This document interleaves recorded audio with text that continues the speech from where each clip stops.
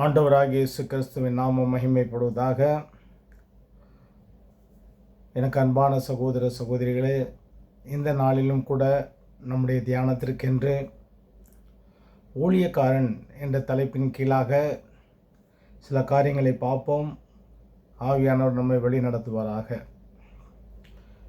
அன்றைக்கு ஊழியக்காரர்கள்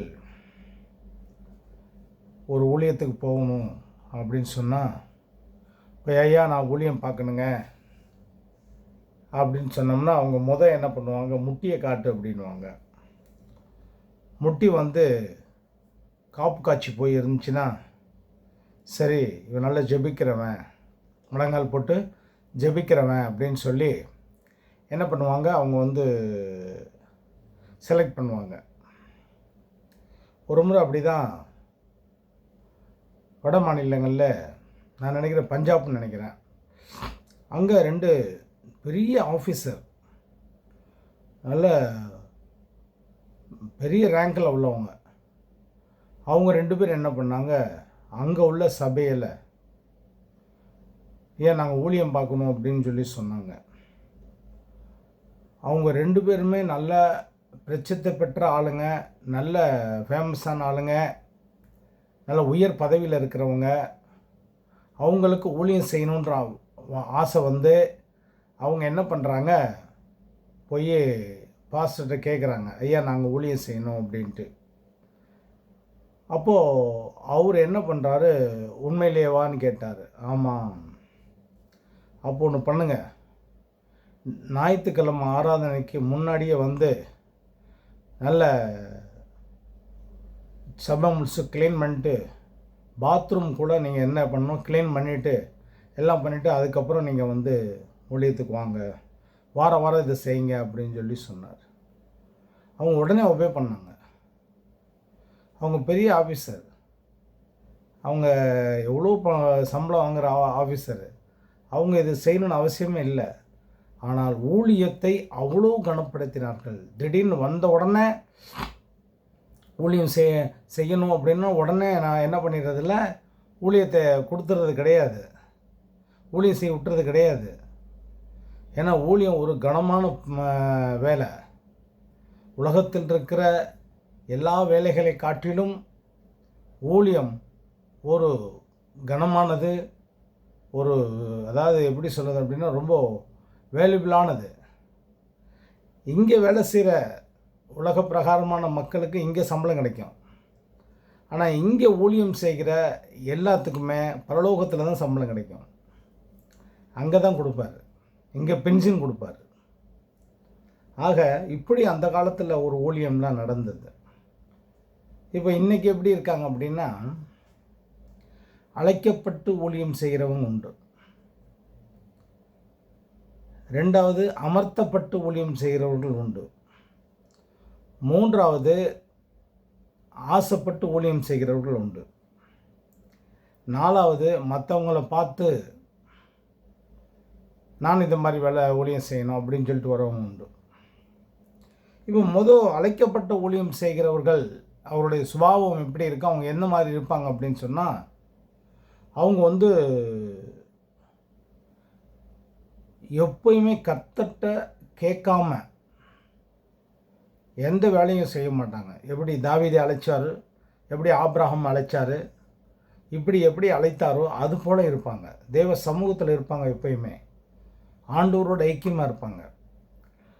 நாளைக்கு பிரசங்கம் பண்ணணும் அப்படின்னு சொன்னால், இன்றைக்கி என்ன பண்ணுவாங்க, நைட்டு தேவ சமூகத்தில் உட்காந்து ஆண்டவர்கிட்ட அந்த வார்த்தைகளை கேட்டு, நான் எப்படி நாளைக்கு என்ன செய்தி கொடுக்கணும் சாமி அப்படின்னு சொல்லிட்டு ஆண்டவர்கிட்ட கேட்டு, உங்கள் மக்களுக்கு நான் என்ன செய்யணும், என்ன பேசணும் அப்படின்னு சொல்லிட்டு கேட்டு தான் அவங்க ஊழியம் செய்வாங்க. அந்த எங்கேயாவது ஊழியத்துக்கு போகணும் அப்படின்னு சொன்னால் ஆண்டவர் சமூகத்தில் உத்தரவு பெற்ற பிறகு தான் போவாங்க. இப்படி ஒரு அழைக்கப்பட்ட ஊழியம் அது. அதை அவங்க 2 பேர் சபையில் இருந்தாங்கன்னு வச்சுக்கோங்க, அதாவது 2 விசுவாசி மாத்திரம் இருந்தால் கூட சரி, ஒரு 2 வருஷத்தில் பார்த்தீங்கன்னா 10,000 விசுவாசியாக மாற்றிடுவாங்க. அவங்க எங்கேயும் போக மாட்டாங்க, வரமாட்டாங்க, கர்த்தரே அழைச்சிட்டு விடுவார். இது அழைக்கப்பட்ட ஊழியம், தேவனால் தெரிந்து கொள்ளப்பட்ட ஊழியம், ஆசீர்வாதமான ஊழியம். தேவன் பிரத்யேகமாக ஊழியத்துக்காக அவன் அழைச்சிருக்கிறார் அவரை, அவங்க செஞ்சிட்ருக்காங்க. இது அழைக்கப்பட்ட ஊழியம், விசேஷமாக இருக்கும். ரெண்டாவது அமர்த்தப்பட்ட ஊழியம். எங்கள் அப்பா செஞ்ச ஊழியம். எங்கள் அப்பா சபை, அவர் இவ்வளோகெல்லாம் நடத்திட்டு இருந்தார். என்ன இப்போ அவர் பையன் என்ன பண்ணுவார், அந்த ஊழியத்தில் அமர்த்துவார். ஜெபம் பண்ணி ஊழியத்தை செய்யும்படியாக, அவரால் முடியல, வயசாகி போச்சு அப்படின்னும் போது அவர் என்ன பண்ணுவார், அந்த ஊழியத்தை செய்யும்படியாக அவரை இது பண்ணுவாங்க. அவர் ஊழியம் செய்வார். அவருடைய கேரக்டர் எப்படி இருக்கும் அப்படின்னு சொன்னால், அப்பா என்ன செஞ்சாரோ அதை அப்படியே செய்வார், கொஞ்சம் கூட மாற்ற மாட்டார். அப்பா 6 மணிக்கு ஆராதனை வச்சார்னா இவரும் 6 மணிக்கு தான் ஆராதனை வைப்பார். பெண்கள் ஐக்கிய கூட்டம் செவ்வாய்க்கிழமை 8 மணிக்கு அப்படின்னா 10 மணிக்கு அப்படின்னா அது அந்த நேரத்தில் தான் நடக்கும்.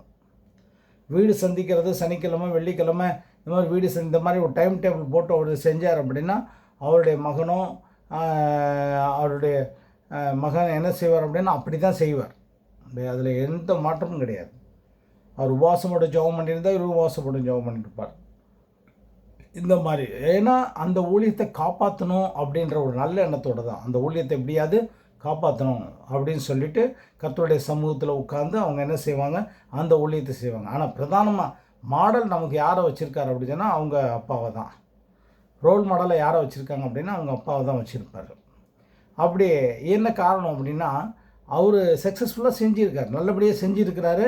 அதனால் அவரை முன்னோடியாக வச்சு ஓடுறதில் தப்பு கிடையாது அப்படின்னு சொல்லிட்டு அவங்க என்ன பண்ணுவாங்க, அந்த ஊழியத்தை அவங்க செய்வாங்க. அப்படி தான் செய்வாங்க. இது அமர்த்தப்பட்ட ஊழியம். ஆசைப்பட்டு ஊழியம் செய்கிறது, என்னை மாதிரி ஆளுங்க ஆசைப்பட்டு ஊழியம் செய்கிறது. இவங்க என்ன பண்ணுவாங்க அப்படின்னு சொன்னால், மத்திய கடைசி அதிகாரத்தில் எழுதின பிரகாரமாக நீங்கள் உலகமெங்கு சென்று சகல ஜாதிகளுக்கு சுவிசேஷ அறிவிங்கள் அப்படின்னு சொல்லப்பட்டிருக்காரு. அந்த அடிப்படையில் எல்லாத்தையும் சுவிசேஷம் அறிவிக்கும்படியாக அழைச்சிருக்கார். உலகமெங்கும் போக சொல்லியிருக்கிறாரு. நாங்கள் போகிறோம். இது ஆசைப்பட்டு ஊழியம் செய்கிறது, நான் ஊழியம் செய்யணும் அப்படின்னு சொல்லிட்டு. இவங்க அவருடைய ஊழியத்தோட ஸ்டைல் எப்படி இருக்கும் அப்படின்னு சொன்னால், எல்லாத்தையும் செய்வாங்க. வீதியில் நின்று ட்ராக்ஸ் கொடுக்க சொன்னாலும் கொடுப்பாங்க, வீதியில் நின்று சுவிசேஷம் சொன்னாலும் சொல்லுவாங்க. அப்புறம் பார்த்தீங்கன்னா திடீர்னு பிரசங்கம் பண்ண சொன்னாலும் பண்ணுவாங்க. வீடு சந்திக்கிற ஊழியன்னு செய்வாங்க. எல்லாத்தையுமே அவங்க என்ன செய்வாங்க. ஒரு ஊழியம் கூட பாக்கி வைக்க மாட்டாங்க, எல்லாத்தையும் செய்வாங்க. இப்போ முதல் இருந்தவர் எப்படி அழைக்கப்பட்ட ஊழியம் ஒரு குறிப்பிட்ட செக்ஷன் அவர் நல்லபடியாக செஞ்சிட்ருப்பார். ரெண்டு அமர்த்தப்பட்ட ஊழியம் அவங்க அப்பா எப்படி செஞ்சாரோ அதன் பிரகாரம் செஞ்சிட்ருப்பார். இந்த ஆசைப்பட்டு ஊழியம் செய்கிறதுக்கு பார்த்தீங்களா, எல்லாத்தையுமே செய்வாங்க, எல்லா ஊழியத்தையும் செய்வாங்க. அப்போது இப்படி ஊழியங்கள் இருக்குது. கடைசியாக ஒருத்தர் இருக்கார். இது எப்படி அப்படின்னு சொன்னால், பாடல் தாளந்திருக்கும், இல்லை அப்படின்னா ஒரு நல்ல படிப்பு முதிர்ச்சி இருக்கும். அவங்க என்ன பண்ணுவாங்க அப்படின்னு சொன்னால், மற்றவங்களை பார்ப்பாங்க, பயங்கர ஃபேமஸ் ஆகிட்டாங்களே, சாதாரண விஷயத்தில் பயங்கர ஃபேமஸ் ஆகிட்டாங்களே அப்படின்னு சொல்லிட்டு, இது 4வது ரேங்க்கு. அவங்க என்ன பண்ணுவாங்க அப்படின்னு சொன்னால், நேரடியாக மைக்கோட பாட்டோட ஸ்டேஜ் வந்துடுவாங்க. மைக்கோட ஸ்டேஜ் வந்துடுவாங்க, பாடல் போடுவாங்க. என்ன என்ன வழி வேணாலும் செய்வாங்க, அதெல்லாம் செய்வாங்க. ஆனால் இச்சை அடக்கம், சோதனை, வேதனைகள் இதெல்லாம் வரும் பொழுது தடுமாறுவாங்க. ஏன்னா அனுபவம் இல்லாமல் வர்றதுனால. இந்த 3 பேருமே அழைக்கப்பட்டு ஊழியம் செய்கிறவர்களும், அமர்த்தப்பட்டு ஊழியம் செய்கிறவர்களும், ஆசைப்பட்டு ஊழியம் செய்கிறவர்கள் ஏற்கனவே மற்றவர்களை பார்த்து வேதம் சொல்லியிருக்கிறது போல் மேகம் போன்ற திரளான சாட்சிகள் நம்மை சூழ்ந்து கொண்டு இருக்க அதை பார்த்துருப்பாங்க. மேகம்புற திரளான சாட்சி நமக்கு முன் ஓடினவர்களாகிய பரிசுத்தவான்களை பார்த்துருப்பாங்க இந்த 3 பேரும். இவர் இந்த கடைசியாக இருக்கிற ஆள் தன்னை நம்பி ஊழியத்துக்கு வர்றது, தனக்கெல்லாம் பாடல் தளர்ந்து இருக்குது நமக்கு, ரெண்டாவது நமக்கு நல்ல படிப்பறிவு இருக்குது, அதெல்லாம் கரெக்ட் பண்ணிடலாம் அப்படி வர்றது. ஆனால் உள்ளே வந்த பிறகு தான் தெரியும், அங்கே ஒரு இச்சை அடக்கம் இருக்கிறது, அங்கே ஒரு போராட்டம் இருக்கிறது, அங்கே பரிசுத்தத்தை காக்க வேண்டும் என்கிறதான ஒரு எண்ணம் இருக்கிறது, பரிசுத்தத்தை காக்க வேண்டும் என்கிறதான ஒரு காரியம் இருக்கிறது, சோதனையின் வழியாக போகணும். இதெல்லாம் வரும் பொழுது தடுமாறுவாங்க. ஆகையால் இப்படி ஊழியங்கள் செஞ்சிட்ருக்காங்க. ஸோ நம்ம எந்த ஊழியத்தில் இருக்கோம்? எந்த ஊழியமாக இருந்தாலும் சரி, கர்த்தர் நமக்கு கொடுத்த ஊழியத்தை செய்வோம். அழைக்கப்பட்டிருந்தாலும் சரி, அமர்த்தப்பட்டிருந்தாலும் சரி, ஆசைப்பட்டிருந்தாலும் சரி, எப்படி இருந்தாலும் சரி, என்ன ஊழியம் கொடுத்தாரோ அந்த ஊழியத்தை திறம்பட செய்ய கர்த்தரிடத்தில் கற்றுக்கொள்வோம். ஜெபிப்போமா? அன்பின் பிதாவே, வானத்திற்கும் பூமிக்கும் ஆண்டவராய் இருக்கிறவரே, உம்மை ஸ்தோத்தரிக்கிறேன் கர்த்தாவே.